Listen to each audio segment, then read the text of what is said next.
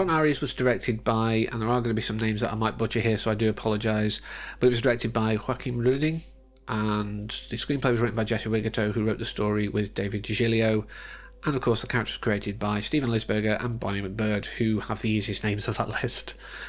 It stars Jared Leto, Evan Peters, Gillian Anderson, and of course you can't have a Tron film without Jeff Bridges. And I enjoyed the first film.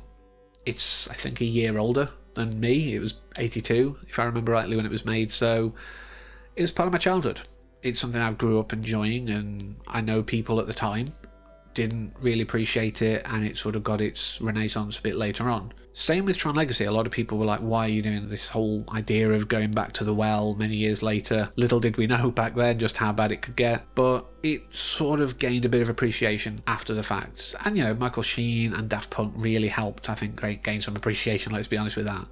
Clue not so much, but let's not talk about de-aging technology back then. And then this one came out, and it's been a very similar thing. People have gone, okay, Nine Inch Nails soundtrack, amazing. Some of the stuff here is great, and you know, it's obviously got that nostalgia bit, so there's going to be bits of it that you're going to love if you love the others, regardless. But what it adds, I think what it adds is interesting. The idea that they can effectively 3D print, you know, programs and things from the grid now into the real world, that's fascinating. Did they do with that what they could have done? Maybe not. I think it was more just an interesting idea, but we'll lean on nostalgia and then we'll just add that in. And I think the two just don't always work together. I know Jared Leto gets a lot of flack, and I'm not going to say he's an amazing actor, but I don't think he's always necessarily awful. He's fine here. Now, could that be, and this is what a lot of his detractors will probably say, because he's meant to be an emotionless program and that suits him?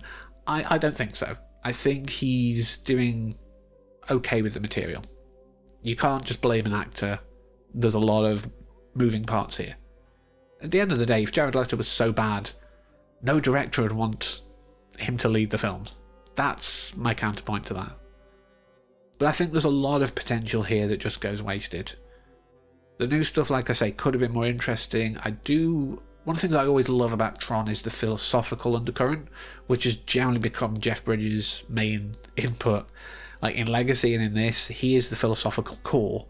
Everything else is just, ooh, flashy, doesn't it sound great? And sometimes that's enough, but if you're going to have really interesting philosophical concepts, the rest of the film should match that. And I think that's one of the other things that doesn't make sense, like those clashes don't always work. But Evan Peters I've always liked, you know, across the board, and I just found Julian to be quite one note.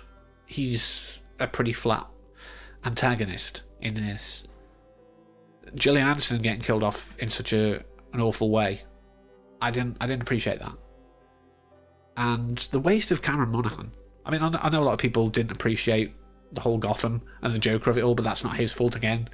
Let's not lay everything at the actor. I know a lot of people have appreciated him in the Star Wars games, the Jedi Survivor, and what have you. And I generally like him. And I saw his name at the start. I'm like, cool. And Caius is in like a scene or two. It's very underused, and I don't understand why.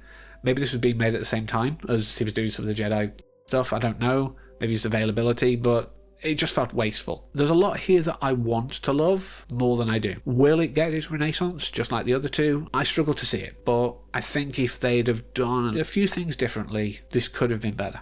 But what about you? Are you an old die-hard fan who hates it because of that? Are you a new person who doesn't want to see the old ones because if they're anything like this, you'll hate them?